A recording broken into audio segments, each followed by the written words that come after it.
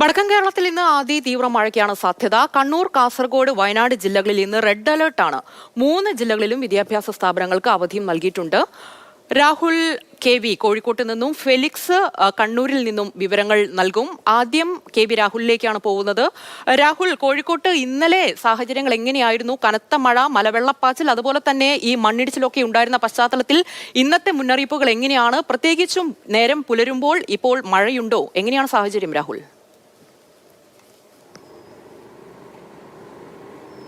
Umaiban, good morning. കഴിഞ്ഞ ദിവസത്തെ അപേക്ഷിച്ച് കോഴിക്കോട് ജില്ലയിൽ മഴയുടെ ശക്തിയിൽ മാറ്റം വന്നിട്ടുണ്ട്. മഴ കുറഞ്ഞു എന്നുള്ളതാണ് വസ്തുത. പ്രത്യേകിച്ച് കലിതുള്ളി പെയ്ത മലയോര മേഖലയിലൊക്കെ ഇടവേളകളിൽ ഒറ്റപ്പെട്ട ശക്തമായ മഴ മാത്രമാണ് രാത്രിയിലാണെങ്കിലും ഇന്നലെ വൈകുന്നേരത്തിന് ശേഷം ഇങ്ങോട്ട് പെയ്തിട്ടുള്ളത് എന്നത് വളരെ ആശ്വാസകരമായ കാര്യമാണ്.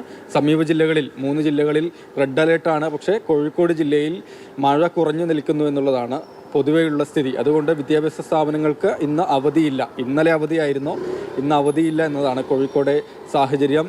അതായത് കഴിഞ്ഞ ദിവസം ഉരുൾപൊട്ടിയെന്ന സംശയമുണ്ടായി. വലിയ രീതിയിൽ മലവെള്ളപ്പാച്ചിലാണ് കടന്തറ പുഴയിലൊക്കെ ഉണ്ടായിരുന്നത്. വിലങ്ങാട് മുൻ ദിവസങ്ങളിൽ ഉണ്ടായിരുന്നത് പോലെ ആ പാലത്തിന് അടക്കം വെള്ളം കയറുകയും നഗരത്തിൽ ടൗണിൽ വലിയ രീതിയിൽ, അങ്ങാടിയിൽ വലിയ രീതിയിൽ നാശനഷ്ടം ഉണ്ടാവുകയൊക്കെ ചെയ്തിരുന്നു. ഈ മേഖലയിൽ ഏതായാലും വെള്ളം ഇറങ്ങിയിട്ടുണ്ട്. ജില്ലയിൽ മലയോര മേഖലയിൽ നിന്ന് 29 കുടുംബങ്ങളെ മാറ്റി താമസിപ്പിച്ചിരുന്നു. കുറേ കുടുംബങ്ങൾ സ്വമേധയാ മാറുകയും ചെയ്തിരുന്നു. വെള്ളം കയറിയ കാരണം കൊണ്ടൊക്കെ തന്നെ അവരെല്ലാവരും തിരികെ വീടുകളിലേക്ക് മടങ്ങിയെത്തുകയും ചെയ്തിട്ടുണ്ട്.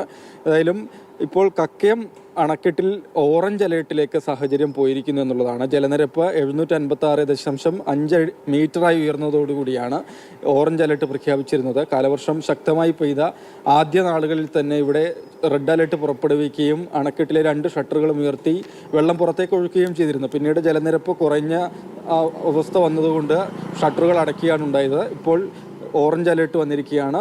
ശക്തമായ നീരൊഴുക്കുണ്ട് അണക്കെട്ടിലേക്ക്. അങ്ങനെയെങ്കിൽ മണിക്കൂറുകൾക്കകം റെഡ് അലേർട്ട് പുറപ്പെടുവിക്കേണ്ടി വരും എന്നുകൂടിയാണ് ഡാം.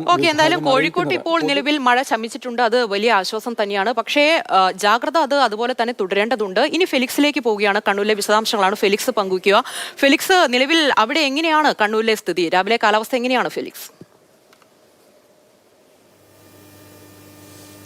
ഇപ്പോൾ രാഹുൽ സൂചിപ്പിച്ച പോലെ തന്നെ കണ്ണൂരിലും മഴയുടെ ശക്തി വലിയ തോതിൽ കുറഞ്ഞിട്ടുണ്ട് എന്നതാണ്. അപ്പോൾ ഇന്നലെ പകലും ഇന്നലെ രാത്രിയുമായി മഴ വലിയ രീതിയിൽ മഴ അനുഭവപ്പെടുന്നില്ല.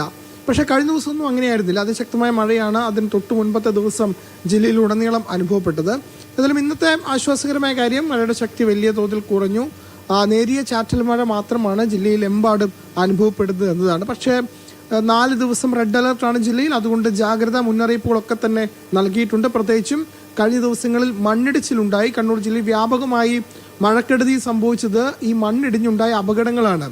വീടുകൾക്ക് മുകളിലേക്കും റോഡുകളിലേക്കുമൊക്കെ മണ്ണും മരങ്ങളും ഒക്കെ തന്നെ വീഴുകയുണ്ടായി. അപ്പോൾ അതിൻ്റെ പശ്ചാത്തലത്തിൽ ചില ജാഗ്രതാ നിർദ്ദേശങ്ങൾ ജില്ലാ ഭരണകൂടം നൽകുന്നുണ്ട്. പ്രത്യേകിച്ചും മരങ്ങൾ, അപകട സാധ്യതയുള്ള മരങ്ങളുടെ ചില്ലകളൊക്കെ തന്നെ മുറിച്ചു മാറ്റണം എന്ന നിർദ്ദേശമാണ് നൽകിയിട്ടുള്ളത്.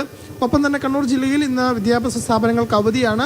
കോളേജുകൾക്ക് അവധിയില്ല. സ്കൂളുകൾ, മതപഠന ക്ലാസുകൾ, ട്യൂഷൻ സെന്ററുകൾ എന്നിവയ്ക്കാണ് അവധി നൽകിയിട്ടുള്ളത്. കോളേജുകളും പ്രൊഫഷണൽ കോളേജുകൾക്കും അവധി നൽകിയിട്ടില്ല. പരീക്ഷകൾക്കും മാറ്റമില്ല. റെഡ് അലർട്ട് ആണ് ഇന്ന് ജില്ലയിൽ. 4 ദിവസവും അത് തുടരും. അതുകൊണ്ട് ജാഗ്രത വേണം എന്നതാണ് ഇപ്പോൾ ജില്ലാ ഭരണകൂടം അറിയിക്കുന്നത്.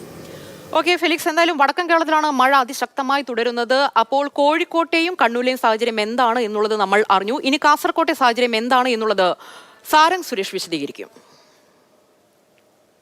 കാസർഗോഡ് ജില്ലയെ സംബന്ധിച്ച് തുടർച്ചയായ 2ാമത്തെ ദിവസവും റെഡ് അലേർട്ട് തന്നെ നിലനിൽക്കുകയാണ്.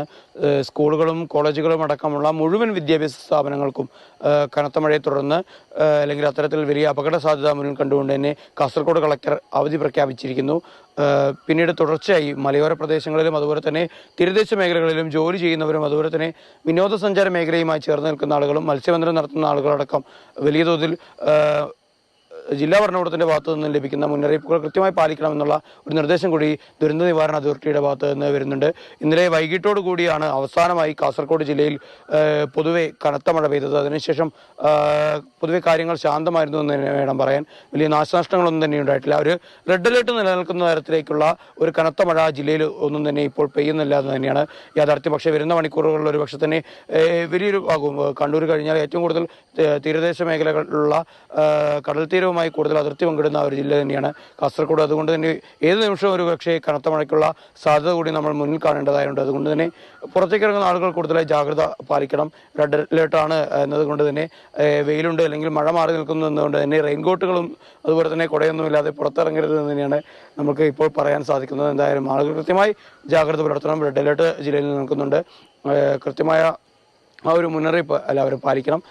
കുട്ടികളടക്കം തന്നെ വെള്ളം കെട്ടി നിൽക്കുന്ന സ്ഥലങ്ങളടക്കം കൂടുതൽ അപകട സാധ്യതയുള്ള സ്ഥലങ്ങളിലേക്ക് പോകാതിരിക്കാനായി രക്ഷിതാക്കൾ പ്രത്യേക ജാഗ്രത പുലർത്തേണ്ടതും അത്യാവശ്യമാണ്.